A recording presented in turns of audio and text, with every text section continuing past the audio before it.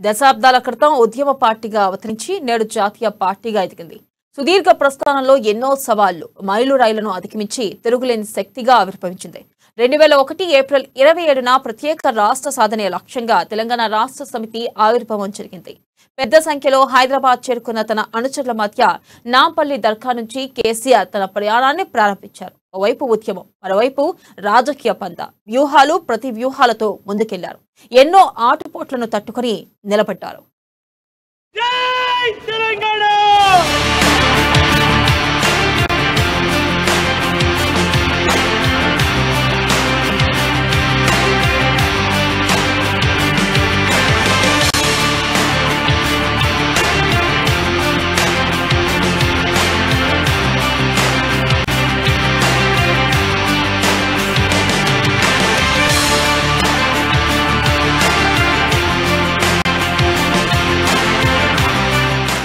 దశాబ్దాల క్రితం ఉద్యమ పార్టీగా అవతరించి నేడు జాతీయ పార్టీగా ఎదిగింది. సుదీర్ఘ ప్రస్థానంలో ఎన్నో సవాళ్లు, మైలురాళ్లను అధిగమించి తిరుగులేని శక్తిగా ఆవిర్భవించింది. 2001 ఏప్రిల్ 27న ప్రత్యేక రాష్ట్ర సాధనే లక్ష్యంగా తెలంగాణ రాష్ట్ర సమితి ఆవిర్భావం జరిగింది. పెద్ద సంఖ్యలో హైదరాబాద్ చేరుకున్న తన అనుచరుల మధ్య నాంపల్లి దర్గా నుంచి కేసీఆర్ తన ప్రయాణాన్ని ప్రారంభించారు. ఓవైపు ఉద్యమం, మరోవైపు రాజకీయ పంద, వ్యూహాలు ప్రతి వ్యూహాలతో ముందుకెళ్లారు.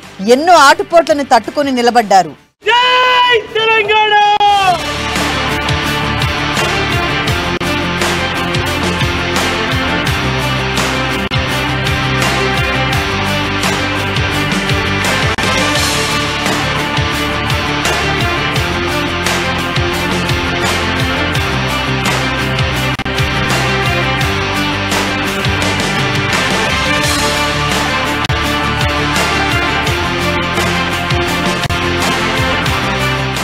టీఆర్ఎస్ ఏర్పాటు కంటే ముందు టీడీపీ ప్రభుత్వంలో కేసీఆర్ రవాణా శాఖ మంత్రిగా పనిచేశారు. ఉమ్మడి రాష్ట్రానికి డిప్యూటీ స్పీకర్ గా పనిచేశారు. ప్రత్యేక తెలంగాణ ఉద్యమం కోసం రాజీనామా చేయాలని నిర్ణయించుకుని దానికి తగిన ఏర్పాటు కూడా చేసుకున్నారు. విద్యావంతులు, మేధావులు, కవులతో సమావేశమై ఓ అవగాహనకు వచ్చారు. ఆ తర్వాత అన్ని పదవులకు పార్టీకి రాజీనామా చేశారు. 2001 మేలో కరీంనగర్ లో జరిగిన ఓ సమావేశానికి అప్పటి జార్ఖండ్ సీఎం శిబు సోరెన్ కూడా ఆహ్వానించారు. ఆర్థిక శాస్త్ర నిపుణులు ప్రొఫెసర్ జయశంకర్ ను తెలంగాణ సిద్ధాంతకర్తగా కేసీఆర్ ప్రకటించారు. జయశంకర్ తుది శ్వాస వరకు తెలంగాణ రాష్ట్ర సమితిలోనే కొనసాగారు. జై తెలంగాణ!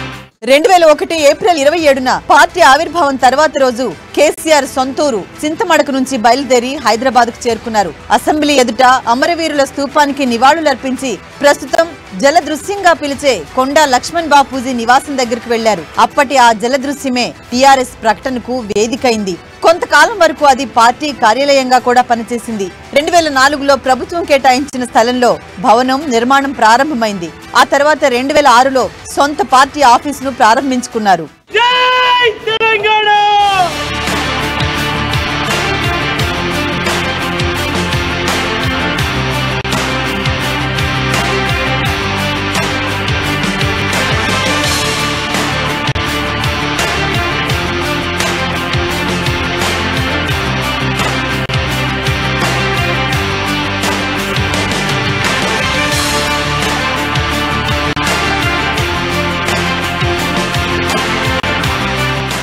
కేసీఆర్ పార్టీ పెట్టిన కొద్ది రోజులకే స్థానిక సంస్థల ఎన్నికలు వచ్చాయి. ఇందులో పోటీ చేసిన తెలంగాణ రాష్ట్ర సమితి పలు స్థానాల్లో విజయం సాధించింది. వెనువెంటనే తెలంగాణ జిల్లాల్లో సభలు, పాదయాత్రల పేరుతో మరింతగా ప్రజల్లోకి వెళ్లారు. ప్రత్యేక రాష్ట్రం ఆవశ్యకతను ప్రజలకు వివరిస్తూనే అటు రాజకీయంగా పావులు కదిపారు. అప్పటి పరిస్థితుల దృష్ట్యా 2004లో కాంగ్రెస్ పార్టీలో కలిసి నడిచారు. అసెంబ్లీ ఎన్నికల్లో 42 స్థానాల్లో పోటీ చేసిన టీఆర్ఎస్ 26 స్థానాల్లో ఘన విజయం కూడా సాధించింది. అంతేకాకుండా 6 పార్లమెంట్ స్థానాలకు గాను 5 స్థానాల్లో జయభేరి మోగించారు. ఆ గెలుపుతో తెలంగాణ రాష్ట్ర ఏర్పాటును గుర్తిస్తూ సోనియా గాంధీ రాష్ట్రపతి ప్రసంగంలో కూడా ఈ అంశం చర్చించారు. యూపీఏ కామన్ మినిమం ప్రోగ్రామ్ లో కూడా పెట్టారు. అయినా కూడా తెలంగాణ విషయంలో మరోసారి కాంగ్రెస్ పాత విధానాన్ని అవలంబించింది. ఈ క్రమంలోనే కలిసి నడిచిన కాంగ్రెస్ పార్టీతో కేసీఆర్ తెగదెంపులు చేసుకుని బయటకు వచ్చారు. ఆ తర్వాత ఉప ఎన్నికలకు వెళ్లారు. ఈసారి మాత్రం గతంలో ఉన్న వాటికంటే కొన్ని స్థానాలను కోల్పోవాల్సి వచ్చింది. జై తెలంగాణ!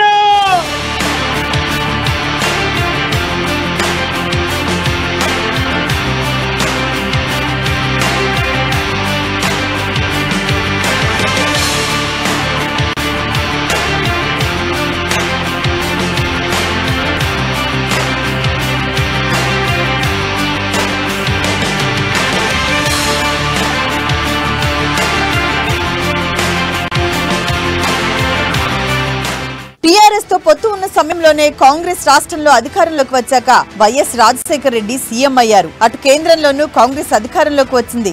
రాష్ట్ర ఏర్పాటు విషయంలో కేసీఆర్ కాంగ్రెస్ పై పదే పదే ఒత్తిడి తేవటంతో ఆ పార్టీ ప్రణబ్ ముఖర్జీ అధ్యక్షతన ఓ కమిటీ వేసింది. తెలంగాణ ప్రత్యేక రాష్ట్రానికి మద్దతుగా దేశంలో 36 పార్టీలు అనుకూలంగా లేఖలు కూడా ఇచ్చాయి. మరోవైపు కేసీఆర్ జాతీయ నేతలతో సంప్రదింపులు కొనసాగిస్తూనే వచ్చారు. కానీ కేంద్రంలో అధికారంలో ఉన్న కాంగ్రెస్ ప్రభుత్వం మాత్రం రాష్ట్రం ఏర్పాటు విషయంలో ఎటూ తేల్చుకోలేకపోయింది. దీంతో కాంగ్రెస్ నుంచి బయటకు వస్తున్నట్లు కేసీఆర్ ప్రకటించారు. కేంద్ర మంత్రులుగా ఉన్న కేసీఆర్ ఆలే నరేంద్ర రాజీనామాలు చేయటంతో పాటు రాష్ట్ర ప్రభుత్వంలో మంత్రులుగా ఉన్నవారు కూడా మూకుమ్మడి రాజీనామాలకు పూనుకున్నారు. జై తెలంగాణ!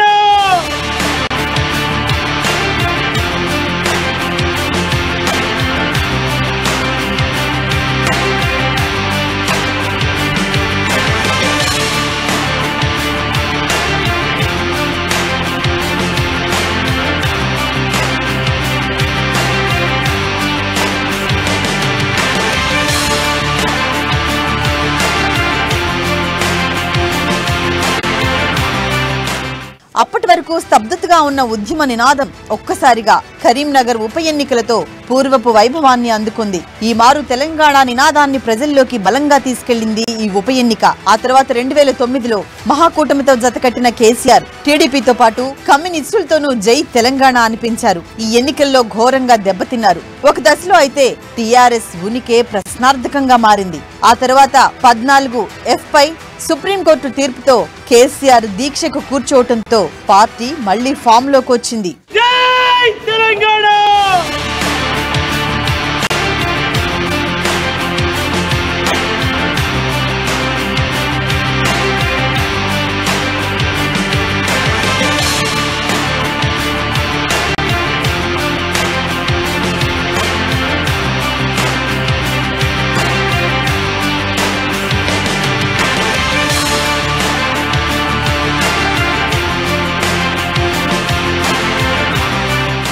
ఉప ఎన్నికలే ఊపిరిగా టీఆర్ఎస్ పనిచేసింది. రాజీనామాలే ప్రధాన అస్త్రంగా కేసీఆర్ వ్యూహాలు కొనసాగాయి. 2001 జనవరిలో జరిగిన ఉప ఎన్నికలో సిద్దిపేట నుంచి కేసీఆర్ గెలవటంతో ఈ పరంపర మొదలైంది. 2008లో 16 స్థానాలకు పోటీ చేసిన టీఆర్ఎస్ 7 స్థానాలు గెలుచుకుంది. 2009 సార్వత్రిక ఎన్నికల్లో తెలుగుదేశంతో కలిసి 45 స్థానాల్లో పోటీ చేసి 10 మాత్రమే గెలుచుకున్నారు. 2010లో 11 స్థానాలకు పోటీ చేసి 11 గెలుచుకున్నారు. 2011లో 1 స్థానం, 2012లో 5 స్థానాలను టీఆర్ఎస్ కైవసం చేసుకుంది. జై తెలంగాణ!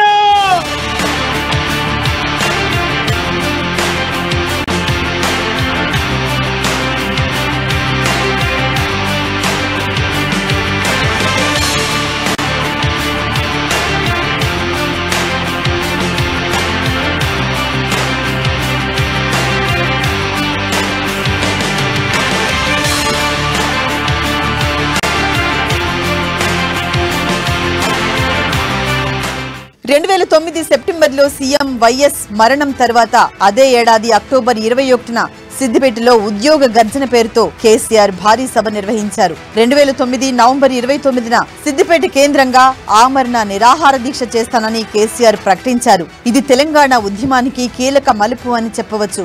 ఆ ప్రకటన తెలంగాణను నిప్పుల కొలిమిగా మార్చింది. విద్యార్థులంతా రోడ్లపైకి వచ్చారు. ఉస్మానియా యూనివర్సిటీ రగిలిపోయింది.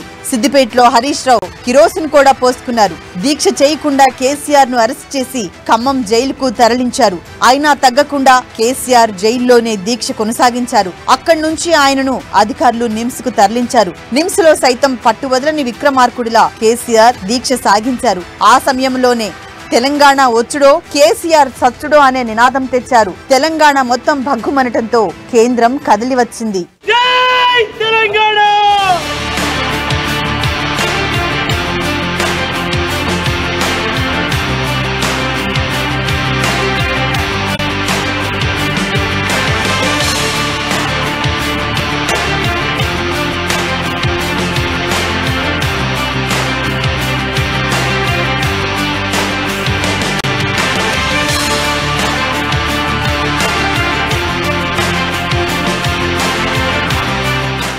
డిసెంబర్ 9న కేంద్రం తెలంగాణకు అనుకూలంగా ప్రకటన చేసింది. అప్పుడు హోంశాఖ మంత్రిగా ఉన్న చిదంబరం పార్లమెంట్ లో స్వయంగా ప్రకటన చేశారు. దీంతో కేసీఆర్ దీక్ష విరమించారు. తెలంగాణ వ్యాప్తంగా ప్రజలు సంబరాలు చేసుకున్నారు. అంతా బాగానే ఉందనుకునే సమయంలో ఒక్క రోజులోనే సేన్ మారిపోయింది. ఏపీలో సమైక్యాంధ్రకు అనుకూలంగా రాజీనామాలు, ఆందోళనలు మొదలయ్యాయి. దీంతో కేంద్రం కాస్త వెనక్కు తగ్గింది. డిసెంబర్ 23న తెలంగాణ ప్రకటన నిర్ణయాన్ని తాత్కాలికంగా వాయిదా వేస్తున్నట్లు చిదంబరం ప్రకటించారు. జై తెలంగాణ.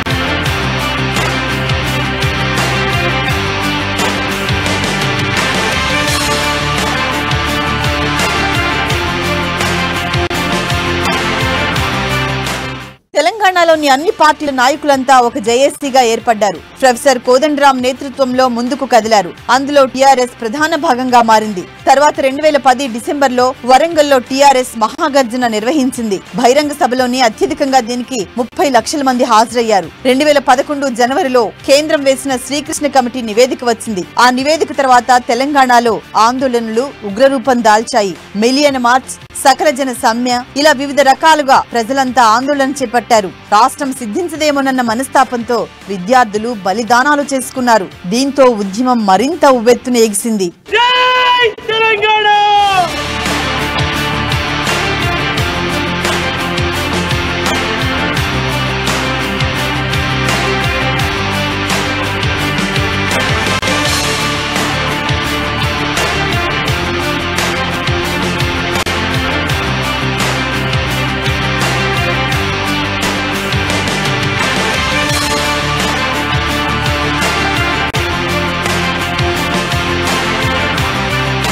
చివరిగా 2014 ఫిబ్రవరి 14వ తేదీన ప్రత్యేక తెలంగాణ రాష్ట్ర బిల్లుకు లోక్సభ మూజువాణి ఓటుతో ఆమోదం తెలిపింది.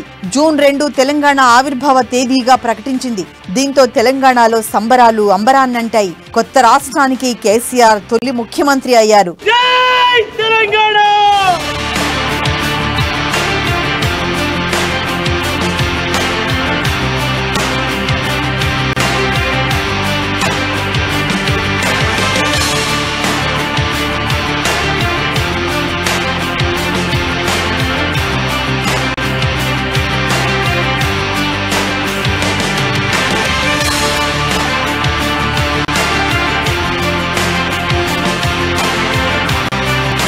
ఉద్యమ పార్టీగా ప్రస్థానం మొదలుపెట్టిన టీఆర్ఎస్ ఇప్పుడు దేశ రాజకీయాల్లోకి అడుగుపెట్టింది. టీఆర్ఎస్ ను బీఆర్ఎస్ గా, భారత రాష్ట్ర సమితిగా కేసీఆర్ ప్రకటించారు. దేశంలో ఒక మార్పు కోసం బీఆర్ఎస్ పార్టీ పుట్టిందని ఆ పార్టీ అధినేత కేసీఆర్ ప్రకటించారు. అంతేకాకుండా దేశంలో గుణాత్మక మార్పు రావాలని ఆకాంక్షించారు. ఒక సామూహిక లక్ష్యం ఉండాలని, దానికోసం పనిచేయాలని ఆయన పిలుపునిచ్చారు. అంతేకాకుండా దేశంలోని నేతలందరినీ ఏకం చేస్తున్నారు. ఇప్పటికే మహారాష్ట్రలో పలు బహిరంగ సభలు కూడా నిర్వహించారు. కిసాన్ సర్కార్ రావాలన్న నినాదంతో ముందుకెళ్తున్నారు కేసీఆర్. జై తెలంగాణ.